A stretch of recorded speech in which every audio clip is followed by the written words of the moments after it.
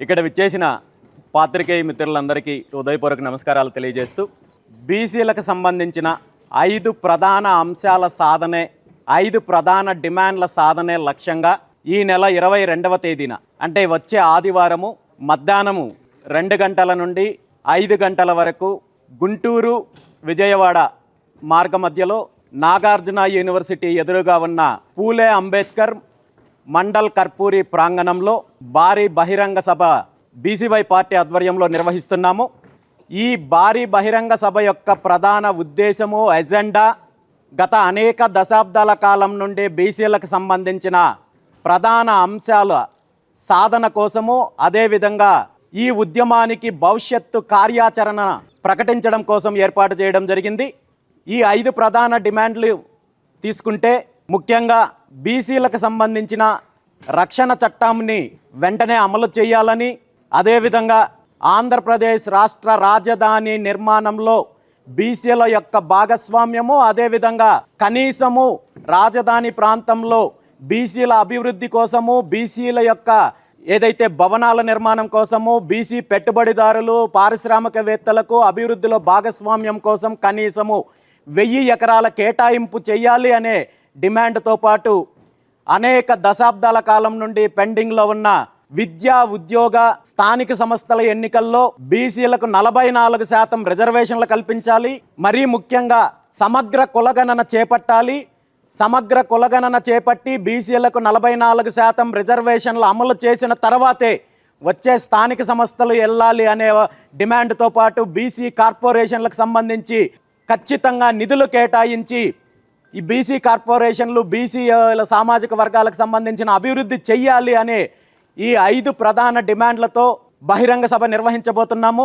దీనికి సంబంధించి గత 2025 సంవత్సరం డిసెంబర్ 11వ తేదీన విజయవాడలో 2 తెలుగు రాష్ట్రాల్లో ఉన్న బీసీ పెద్దలతో కలిసి బీసీ మహాసదస్సు పేరుతో చర్చించి ఈ నిర్ణయం తీసుకోవడం జరిగింది. ఈ సమావేశానికి సంబంధించి, ఈ బహిరంగ సభకు సంబంధించి ఇప్పటికే ఏర్పాట్లు పూర్తి స్థాయిలో జరుగుతున్నాయి. వచ్చే సభకు హాజరయ్యే వాళ్ళకు సంబంధించిన కావాల్సిన మంచినీటి సౌకర్యము, ఆహార సౌకర్యము, అదేవిధంగా మిగిలిన అన్ని సౌకర్యాలు కూడా ఏర్పాటు చేయడం జరిగింది. అయితే బీసీ సింహగర్జన బహిరంగ సభ ప్రకటించిన తర్వాత అప్పటి వరకు బీసీల సమస్యల పైన కానీ, రిజర్వేషన్ల అంశం పైన కానీ, రక్షణ చట్టం గురించి కానీ, అదేవిధంగా రాజధానిలో బీసీలకు సంబంధించిన వాటా గురించి కానీ ఎక్కడా స్పందించిన ప్రభుత్వము అనేక రకాలుగా ఈ ఉద్యమాన్ని, ముఖ్యంగా ఈ బహిరంగ సభను అడ్డుకోవాలి, నిర్వీర్యం చేయాలి అనే దానిపైన అనేక కుట్రలు చేశారు.